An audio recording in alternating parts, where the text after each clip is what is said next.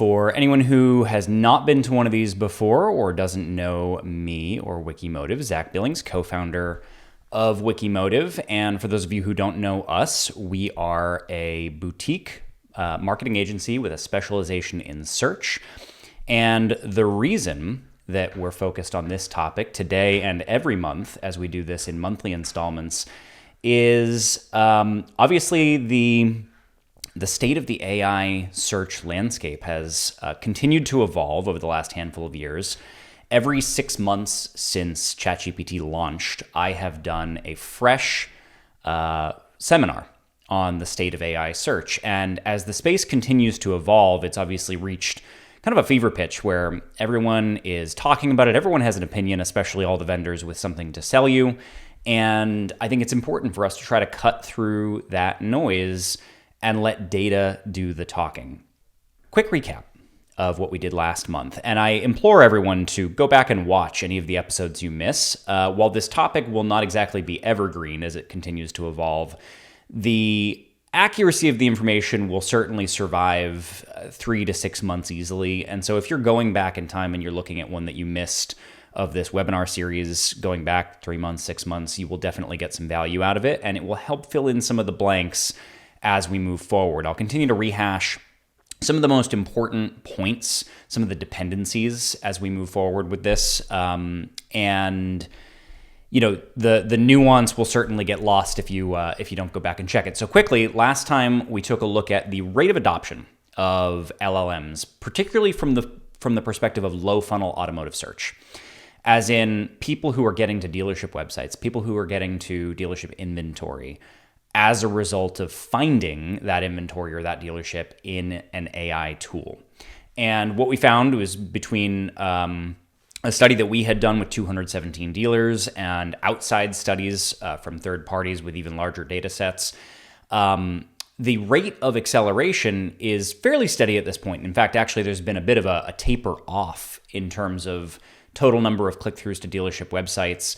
And while steady, there is still a net increase over time in terms of consumers using LLMs, but only about 20% of US consumers use one on a regular basis, as in more than 10 times per month. So it's accelerating, but it's maybe not the volumes that people assume. We vetted a number of the ways in which generative engine optimization, GEO, is just a buzz topic, and I'm going to continue to punctuate that point today. We talked about the difference between showing up in an LLM for some kind of answer and showing up for answers that are going to matter to your bottom line as a dealership. We're going to talk a lot more about that today. We have an ongoing study that I'm going to expand upon during today's episode. And basically, the state of the industry is such that everyone needs something to say, whether it's an OEM, whether it's dealerships who just feel like they need a sense of control, whether it's vendors with something to sell. We're making a lot of assumptions. We're saying, here's what GEO is. It's schema data, or it's X, Y, or Z, and there's not a lot of looking at studies and actually testing this to make sure that that is true and that that is reality. And what we're really learning is that measurement has to be what we base any form of strategy on. There's only about 0.5% of low funnel automotive opportunity coming from the LLM space at this point in time. And even if you want to capture that 0.5%, you need to actually do some testing to figure out how. And now we're not convinced that it'll be 0.5% for forever. It may very well increase, especially as the advertising part of the space becomes more real than it is today. And so what we're focused on at Wikimotive is making sure that we're helping our dealers and helping the entire community to be well-informed so that we can future-proof, so that we can know which levers do what, which knobs do what, so that if you're trying to capitalize on the today 0.5% of low funnel opportunity in the marketplace that can come from a ChatGPT, from a Gemini, from a Claude, and tomorrow maybe it's 1%, tomorrow it's maybe 2%, how do you go about doing that? Where is it going to come from? So we did a case study. We're going to spend a bunch of time today talking about it. And it's a living case study. This is something that is evolving over time. We're going to continue to add more dealers to it. We're going to continue to expand the depth and breadth of this study. And I'm going to keep on coming back to those results that we're finding as we do these each month. So there's going to always be something fresh coming back to the surface here. This is essentially where we've got enough in this study at this point that it's worth talking about, that it's worth surfacing some of the things that we are, or maybe more importantly, are not seeing, so that you're not chasing your tail going in the wrong direction on the assumptions that people are making, okay? So, everyone wants to know, how do I show up in ChatGPT? How do I show up in Gemini? And by the way, just very quickly, for those of you who need some fresh stats on this, give or take 50 to 60% of the LLM market share is ChatGPT today. It was higher before, it has come down some. Claude and Gemini have both picked up market share, Gemini especially, okay? ChatGPT is still, as an individual large language model AI tool, it is still by far the market share leader. It has about double the market share of Gemini, which is sitting somewhere near 30% market share, and then Claude is next after that. It seems from all of the data available that Claude is more the sort of the professionals LLM. It's the Linux to old operating systems, if you will. Gemini is more serious users, a little bit more professionals, but also casual users. It's kind of the Windows of the LLM world. And then ChatGPT, at least for now, is kind of the Apple of the bunch, especially if you're thinking in terms of like smartphone adoption. And it's a little bit more easy, a little bit more simple, a little bit more low friction, and it's also the one that had the first mover advantage. So at least as of now, and this will continue evolving, it's the market share leader in terms of especially casual consumers who are ultimately using it to do research on products and dealerships and things like that, okay? So I may at times, or in fact, during looking at the results of this study, I'm going to focus a lot on ChatGPT because that's what we're focused on, is the market share leader. Frankly, Gemini is actually easier to account for because it's part of the Google ecosystem, but it will be part of this study as well. So everyone wants to know, how do I show up on ChatGPT or Gemini or Claude? And we want to know what levers and knobs do what, right? So we want to know what's appearing, and we want to know what traits the things that are appearing have. What website platform? How much inventory? How does location come into play? How do reviews come into play, right? So first, there's different types of prompts. And this could be expanded further, but we focused on thinking about which prompt types would be most representative of low funnel consumers and the things that they would actually potentially want to say inside an LLM space. Now, every consumer is going to think differently. They're going to phrase their prompts differently. Many people will use compound paragraphs describing what it is that they're trying to do. So you have to peer through that a little bit and realize that anytime a big, meaty, paragraph-long prompt is entered into an LLM like ChatGPT, they do a fan-out query or queries. And what that means is they take your big paragraph of information and they do lots of smaller queries that represent the constituent parts of what you're asking. So when we break this down into 3 different types of prompts, we have to distill them down into something shorter, a single sentence, a single phrase, something that looks a little bit more like a keyword. Otherwise, it's just noise. And there's already plenty of noise in this methodology because LLMs return results probabilistically. They can be different from one iteration to the other. They can be different based on your own user behavior within the platform. And we're seeing some of that as artifacts in our study. So realize that, yes, a consumer may ask something completely different than this, but we have to choke it down into things that are trackable in order to make this useful. So the first is brand discovery. That would be asking something about the dealership itself or about the dealer group. The second is dealer discovery. So this would be like, I'm a consumer and I'm thinking about buying a Ford and I want to know about the Ford dealers in my area and do some research on which one I might want to do business with.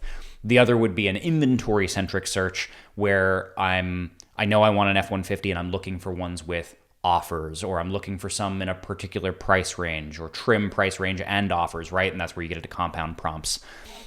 So some examples. And for those of you who are trying to do visibility tracking on your own, I implore you, screenshot this, input your own information here and use this as your base set. There's going to be 35 prompts I'm going to show you here.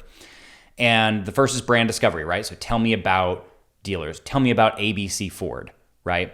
Is ABC Ford good? ABC Ford reviews, right? These are the things that people would ask if they already think they're going to go do business with that dealership and they're trying to figure out, what do people say about it? And this is essentially going to end up being synthesis of reviews. The next would be dealer discovery. So, I'm outside the Dallas market myself, and so I might ask best Ford dealers near Dallas, best Ford dealers near Rockwall, which is where I'm located. And so you ask something like that, and you get a list of dealerships, right? Some of them link out to them. It's just a dealership list. You get all kinds of weird and wonky, I'm sure you've all done this yourself, weird and wonky star ratings that don't make a whole lot of sense sometimes. But these are dealer discovery prompts, okay? Inventory discovery, this is going to be more diverse. So we charted this based on, when we're doing under a certain price range, it's the common price ranges that are showing up in Google searches. And we actually have data on that because Google provides that information. So we're building out a list of the core prompts that we associate with the dealership in question, right? And so two Chevy dealers might have a slightly different set of inventory prompts that you would do here, because one in, a particular metro might be different than one in a rural area, right? Rural area, you might have more trucks focus. Metro, it might be more SUVs focused. So curate this to your specific situation, and you can use Google search volume data to figure out which of the price ranges be that you put in here, but this is a good example, okay? So the majority of these are inventory focused because there's just so many different ones that could exist, whereas with dealer and brand, there's not quite as many varieties of ways that you would ask this question, at least that would happen in large volume. Every consumer can think of some completely edge case thing that no one's ever going to think to prompt track, rank track, right? And so let's look at the methodology that we're using to test this. And we're building along here to eventually the results so far in our study, right? So this isn't just going to be how do you build prompt tracking for yourself. This is going to be what are we actually seeing? And I want you guys to understand how we went about this so far. So first of all, which tool do you use to do rank tracking? This matters if you're selecting one to do visibility tracking for AI. And it was critical to the methodology of our study because while there are multiple platforms that offer some form of visibility tracking, first of all, you have to curate your own. Visibility scores, I covered that in the last episode. Complete and total garbage. They are not based on anything real or actionable.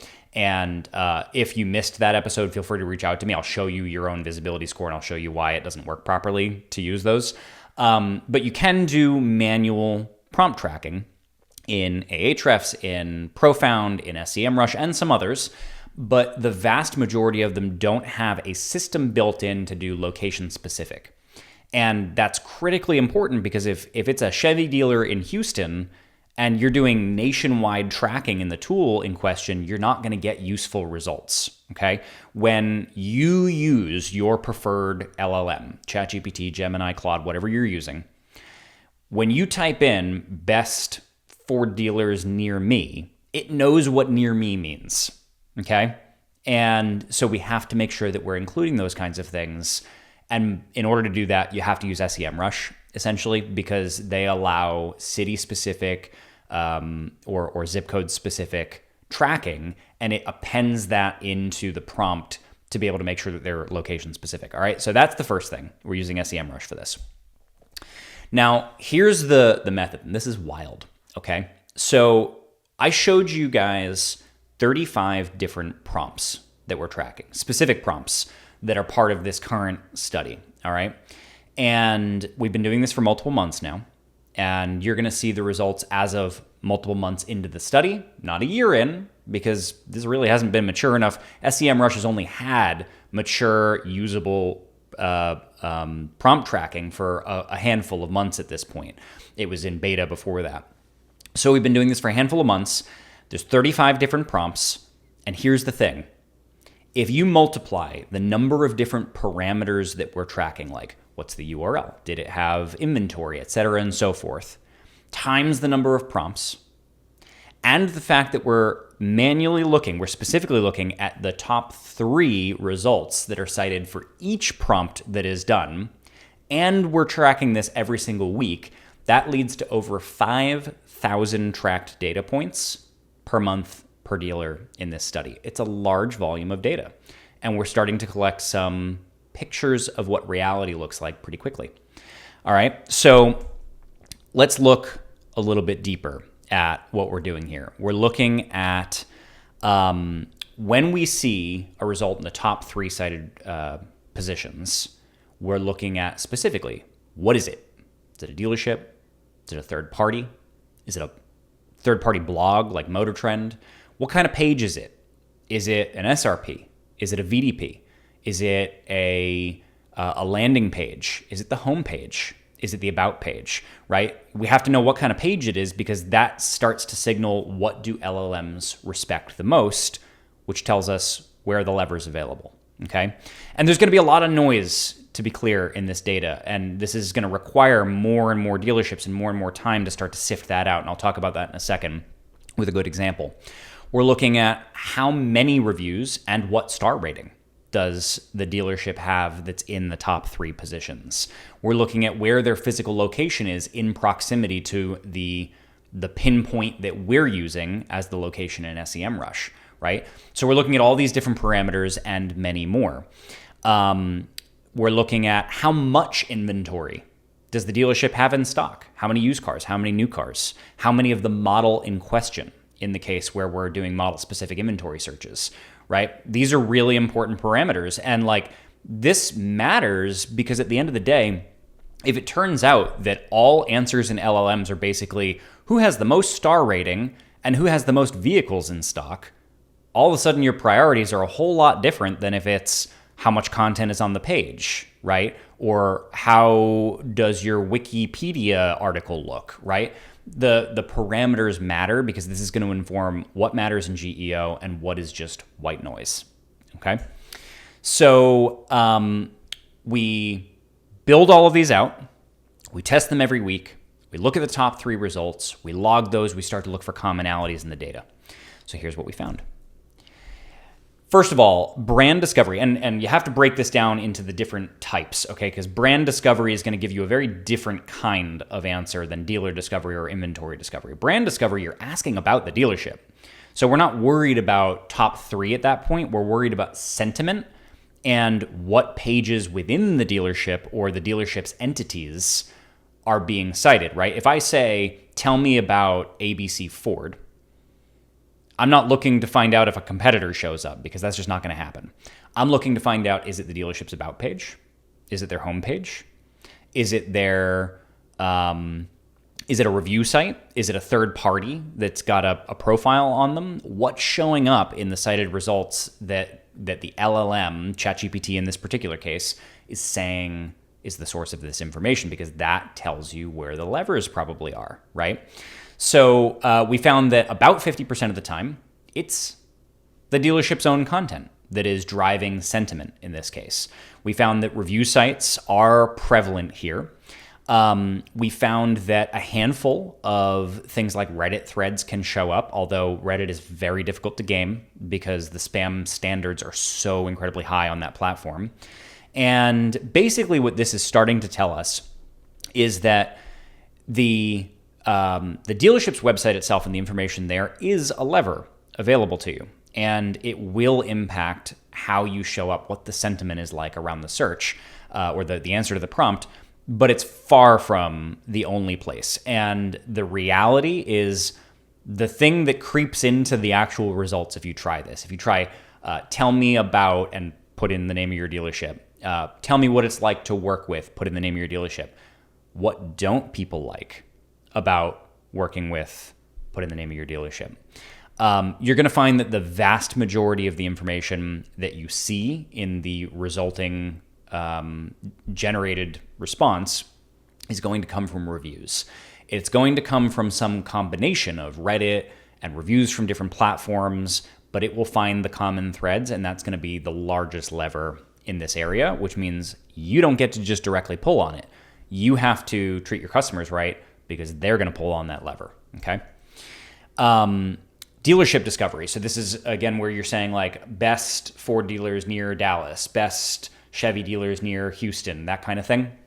We looked at a bunch of different things, and this is definitely a case where we're looking at the top 3 that are showing up. You could go top 5, you could go top 7. We decided top 3 because that's the clearest indicator for how is ChatGPT deciding who the most influential factors are. There's usually at least 3 listed overtly on a page before you have to get into the hidden citations. And what we're finding is that I think the key takeaway on this slide tells you everything you need to know. They're not asking the dealership who's best. They're asking consumers who's best. So when you ask best Ford dealer near Dallas, the result is almost completely based on reviews, okay? It's not showing any significant bias towards inventory levels. It's not showing significant bias towards information on the dealership's website. It's showing that whoever's got the best reviews, the best qualities in those reviews gets the most weight. And then location and some other factors creep in as well. And we're going to continue to refine this. Both in terms of dealership queries, so best Ford dealer near wherever, that kind of thing, and also inventory queries, we have not yet identified any preference towards a particular website platform. They all show up in about the same proportion as they are used across that OEM in the markets that we've looked at this. And we're trying to normalize for that. It's going to be difficult to do for sure, but the more we start to grow this across many markets and many brands, many OEMs, the more clarity we should get here. Amount of market share comes into play here, right? Dealer.com and DealerOn and Dealer Inspire have huge amounts of market share, so they're gonna show up disproportionately more. Ford, while they may have many, recalls, shows up more in people complaining about warranty issues and problems because there are more F-150s on the road, right, than Ram 1500s or Silverados. So we're trying to normalize for that, and when normalizing for this as best we can for the markets that we're looking at and the brands we're looking at, it's about even across these so far.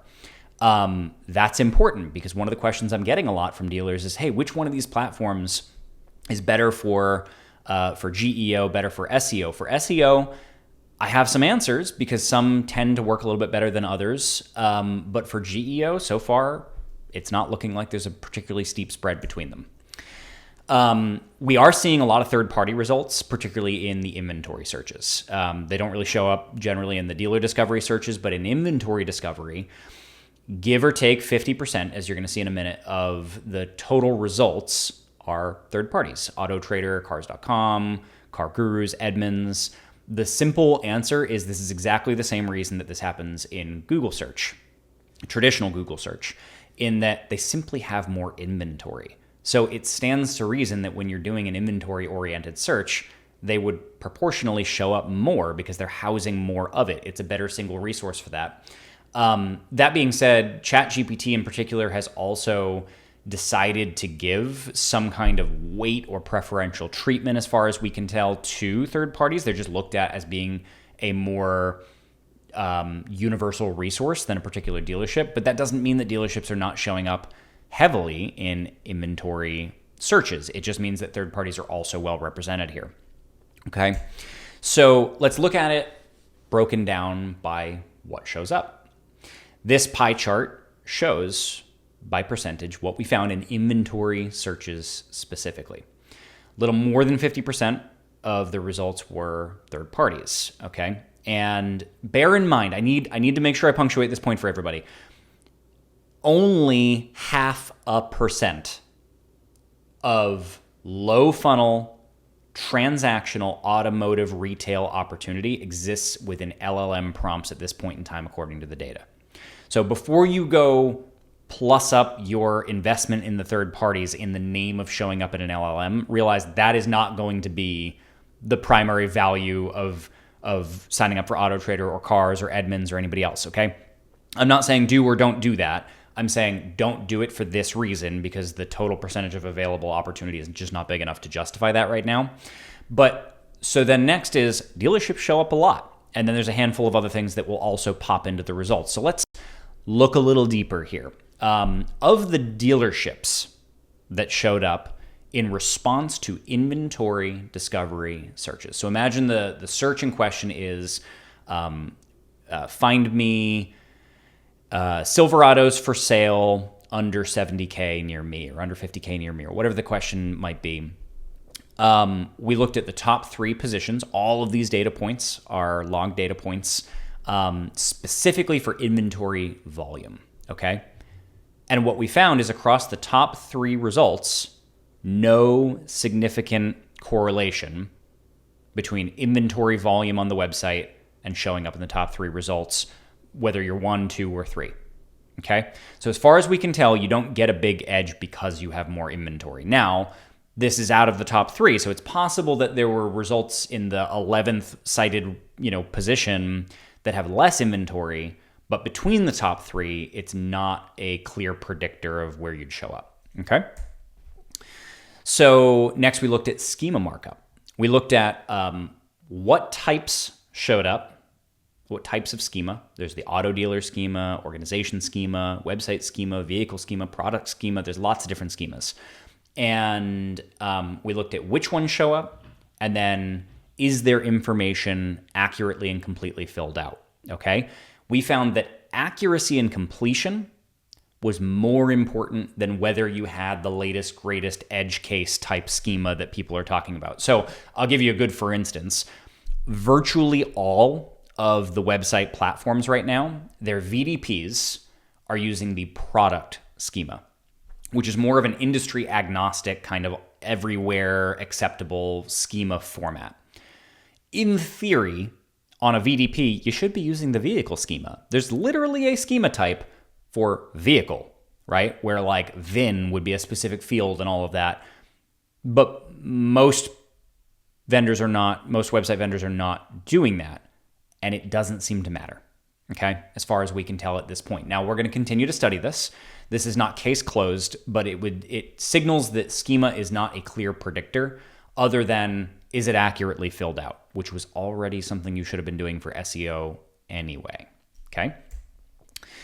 Next, and this is fascinating, we looked further at what pages showed up when a dealership was the result of an inventory search. So again, we're talking about the search or the prompt was something like Silverados for sale near me under 50K, something along those lines. And we're looking at what showed up, what page, and then we're looking at what parameters on the page showed up. So this is an inventory search. Only 70% of the dealership pages had inventory on them. Yet 90% of the dealership pages that showed up had content on them. Let that marinate for a second.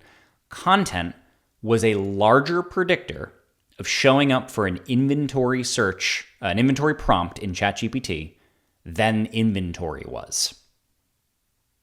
This sounds a lot like SEO to me, and we'll come back to that. We found that FAQs were not a predictor, not a statistically relevant predictor, and directions also virtually not a statistically relevant predictor. Both are an extremely small minority. In fact, Google themselves are at this point saying that FAQs are not something that you are materially going to benefit from having.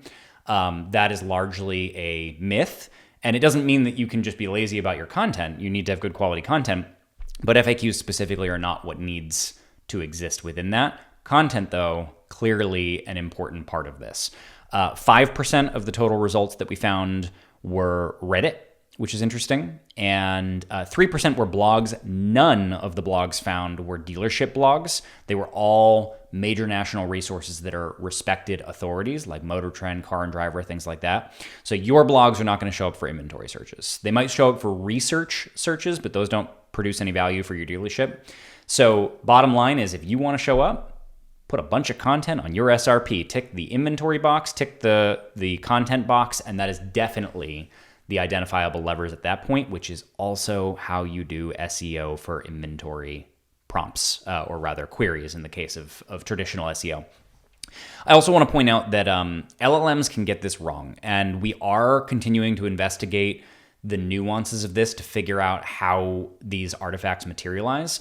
You'll notice that in the 70% bar for inventory, it says 13% was out of state. So 13% of the results that had inventory on them were not local, to the point of being irrelevant. And so that's going to bear more investigation to figure out, are these artifacts where ChatGPT is improperly understanding what it should be surfacing? Or is there an artifact happening where the tool being used for tracking your prompt visibility is infecting its understanding of location based on other projects that you have inside of that tool? That could especially affect a vendor. So the way that we are testing around that is we're spinning up an entirely separate SEM rush and testing in a clean environment without any other projects in that system to be able to see, does that result continue to show up like that? And if so, that would start to signal that we have marked inaccuracies in what ChatGPT will surface, which is part, at least currently, of why their low funnel market share is staying low. Because what happens is when you use ChatGPT like a consumer for low funnel activities, it is frustrating because it gets things wrong and it gives you things that are not in the right area. It gives you wrong review counts. It gives you maybe out of state inventory when you do an inventory search. And that, when the consumer starts to realize that during the authentic process that they're going through of trying to find something, it starts to create frustration. People go back to traditional Google search. That's still what's happening 80% of the time, or 99.5% at the bottom of the funnel. So we're going to continue to study that. That will come back up in future installments of this webinar. But let's move on and look a little bit at this. So reputation is going to matter more than anything else when it comes to people looking for a dealership in an LLM environment. In traditional search, like in traditional Google search, the reputation matters, but only when someone is down to actually like comparing the Google reviews of two different dealerships. It isn't as high a ranking factor in traditional SEO settings, whether it be the map pack or especially the traditional organic positions. It matters dramatically in the LLM space. You need to be treating your customers right. This stuff's written in ink, and it's going to continue to get surfaced long into the future when you have consistent negative reviews around something in particular. The best thing I recommend doing here for everybody that's watching, go ask your preferred LLM, tell me what people don't like about your store. Put in your store name, okay? Ask what they don't like. And what it's going to do is it's going to look at reviews and it's going to surface the most common complaints. These are the things that from a process standpoint, you need to be working out of the system. You need to be starting to massage those out. If it's complaints about bait and switch, talk about how these things are being handled with your staff. I know, to set an appointment and get them to show up, there's a temptation to promise one thing and then you want to get maximum gross, so you deliver another. You're going to need to bridge that gap some in order to fix that problem if that's showing up as a common issue in your reviews, okay? Accuracy of things like schema, of really all the information that you represent on your website is definitely a factor here. Making sure that you have maximum accuracy is definitely having an impact.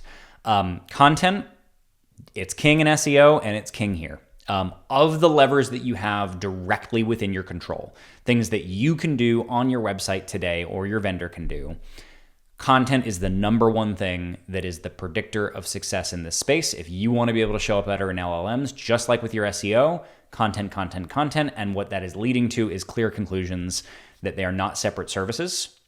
You don't need to be paying for SEO and GEO. You shouldn't be paying extra to a vendor because they've got the whiz-bang GEO buzzword bingo thing in their rate sheet. It is do great SEO. It will also serve your GEO. And then making sure that you're showing up consistently everywhere, and that may mean also showing up in third parties, but remember, opportunity is limited here, so don't do that just for that purpose. Things that are not reasons to pay a vendor for GEO. Special schema secret sauce. Accurate schema is important. That's good SEO best practices. It is only so possible Not every website platform is supporting every schema type, but it also is a low impact lever, okay? And really shouldn't be a primary focus. Just because you tell the world in your about page that you're the best Ford dealer near Dallas doesn't mean that ChatGPT is going to agree with you. They're going to weight your reviews much more heavily. So represent yourself well, represent yourself accurately, but realize that you can't just tell the world what you are and expect an LLM to follow suit if you don't have consensus, which is a major factor in how LLMs understand, parse, and return information. You need consensus, which means you need everyone, your consumers who are leaving reviews, to agree, okay? And then blogs, these are not the answer. If you want to show up for a high funnel search term as the cited result or as the cited resource, whether it's in AI Overview or ChatGPT, sure, you can have a blog article that'll get you to show up there. It will not produce a click-through to your website that's going to sell a car. So you need to remove blogs from your mind as a thing that's going to impact this. Can blogs be a part of a content strategy that drives results? Yes, they can. But it is not in and of itself. Showing up for informational high funnel searches, not a material part of how you do SEO or GEO that's going to matter. And I refer you back to the last installment of this from last month to get a lot more data and a lot more of an unpack on that topic. Okay.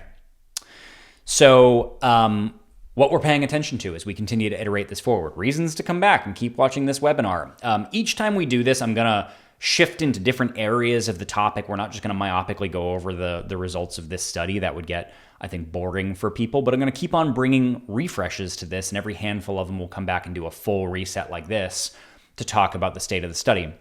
We're going to start looking tighter at content attributes. So we've learned during the first months of the study and about 10,000 data points that we have content showing up in 90% of inventory results for dealerships, okay? So now we need to start looking at, all right, what is that content? Anecdotally, we're already starting to see that long-form unique content that would serve SEO well is exactly the same stuff showing up here, but we're going to start to look more carefully at word count, at uniqueness, at signals that would indicate LLM generation, which Google doesn't really like, and therefore is likely to be something that would suppress those results here. But these are assumptions, and we're going to test it. We're going to come up with actual statistics so that we're not guessing. We're going to look at environment bias. So I mentioned that we're concerned that because having multiple projects tracking inside of one SEM rush could be causing bias in the ChatGPT instance where this is testing, we're going to spin up a whole separate one. And we're going to run them concurrently in two different ones. So I told you we're doing 5,100 data points per dealer per month. Well, we're going to run them in two whole separate ones and then compare the data points and see how much parity we see between the two. We're going to test additional makes. We're going to continue to diversify that. Right now, we're trying to keep it relatively controlled because we want to have controls, right? We're trying to do scientific testing to the greatest degree we can here, where you've got, for example, one Chevy dealer and then another Chevy dealer also in a metro, and then try a Chevy dealer in a rural area. And so, we try and eliminate variables. Now we're going to start to introduce variables to be able to diversify the study and start to see how things average out across. We're going to look at more markets, right? So some metro, some rural, different kinds of metros with different makeups. Even little things that we need to account for that not everybody would think about, and you'd get information bias, you'd get confirmation bias, is like in the Houston market, Chevy dealers have a lot of dealer-on sites and a lot of dealer-inspire sites. In the Northeast, Chevy dealers have a lot more dealer.com sites. It's different in different parts of the country. There are patterns that are different. And so we're going to try to test across that to try to normalize this data some more. We're also going to keep an eye on third parties and how they show up. What's on the page? What percentage do they show up in? Does it vary by brand or by market? And we're going to start to figure that out. And then we're going to keep on saying, take that with a grain of salt, because the total opportunity just in LLMs for low funnel opportunity is light at this point. So before we get to questions, I'm going to quickly show everybody a great resource that you should be looking at when you're wondering what shows up in the AI space, okay? So this is Google's own resource. This was published just 3 weeks ago, okay? 3 weeks ago from the horse's own mouth. Now, this is not ChatGPT. This would obviously be something that would show up more in Gemini or in AI Overview, AI Mode, okay? So basically, if you read this, and it's a very simple URL, developers.google.com/search/docs/fundamentals/AI optimization guide with dashes between there. If you read this article, what you will find, and it's fairly lengthy and robust, is that this is describing SEO. And this is saying these are the things that are important or not important for showing up in AI features. And if you read through this, you're going to find that ultimately where we're at right now is do great SEO, and that is GEO, AEO, okay? So I implore people, read that. Make sure that you're using data as the backbone for your decision-making as you move forward in your GEO journey, and make sure you come back for future installments of this webinar. I am going to read off a couple of questions that we got in between last webinar and this one. We're embarking on an initiative here to make sure that we're asking questions of the community that follows these and then answering them in these webinars, okay? Trying to crowdsource desired data, right, and be talking about it more and more frequently. So I'm going to read off a few here. How should dealers evaluate AI visibility reports they're receiving from vendors? And what questions should they ask before accepting a low score as a problem? Okay, we talked about that in the last webinar. I implore everybody to go back and check that out. Tony actually asked a question last time when we did his domain to show this. So here's the bottom line is basically AI visibility scores are produced out of a handful of different platforms. SEMrush is definitely one of the major ones being used for this. And an AI visibility score is where like you get just like a 30 out of 100 for your AI visibility, and you go, oh my God, and you pull your hair out and you say, I need to do better on my GEO or my AEO. And the reality is that these tools are using a range of competitors that are not relevant to you. They're not using other dealers that you compete with. They're using things like the OEM, like Car and Driver, like Motor Trend. And so you're being compared to national resources, and you're being compared on prompts that are so wildly irrelevant, it will blow your mind. Go back to the last webinar. We did a screen share. I showed this. Like things that aren't even automotive related, never mind specific to your store, your make, your market. It's completely wild what nonsense is in the mix. And so I really suggest everybody to completely eject any numerical AI visibility score. They are not relevant to your store and how you show up. You may not show up well for prompts. That might be also true, but the visibility score that you're getting in your inbox is just to create FOMO. It's just to sell you something. Please ignore them. Use the system that I showed you today to spin up your own visibility tracking in a more relevant way if you actually want to know, okay? All right, let's see. If a customer is increasingly using ChatGPT or Gemini during the research phase, what can a dealership do today to improve the chances that it's part of the final consideration set, even if the customer never clicks through from the LLM? Okay, so basically the question is, consumers are using LLMs for research. That is true, for sure, right? So you've got 20% of US consumers that are using LLMs more than 10 times per month. Those people are definitely the kinds of people who are using an LLM during their research process when they're considering buying a car, okay? I'm definitely one of those kinds of consumers who would be deciding, if I want to compare an F-150 and a Silverado because I'm considering a purchase, I'm using an LLM to work through that process. A lot of consumers are doing that for sure. Most don't get to the bottom of the funnel that way. They move over to Google search because they know what to expect for an answer. So it makes it low friction, okay?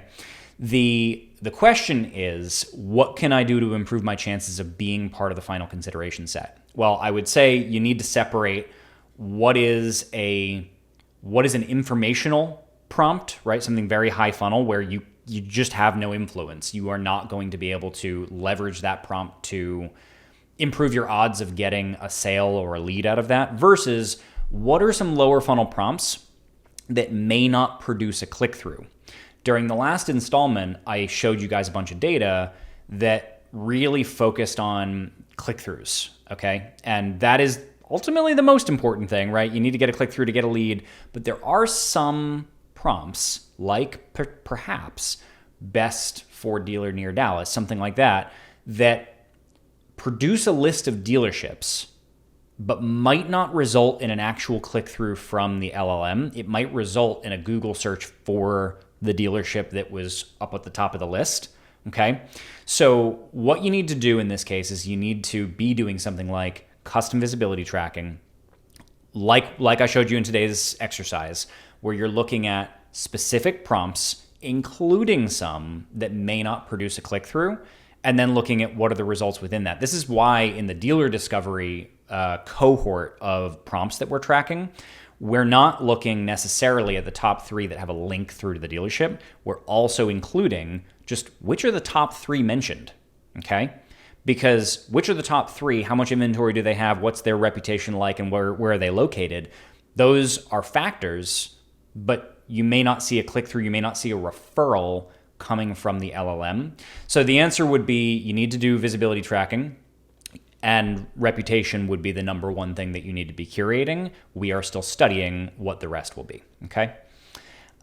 So with that, we're gonna wrap this one up. I didn't see any other questions come through. If you think of some, reach out to me, reach out to us on LinkedIn, and make sure you stay tuned. 1 month from now, we will be doing another installment of the AI search webinar, bringing you guys up to speed on the latest in this study.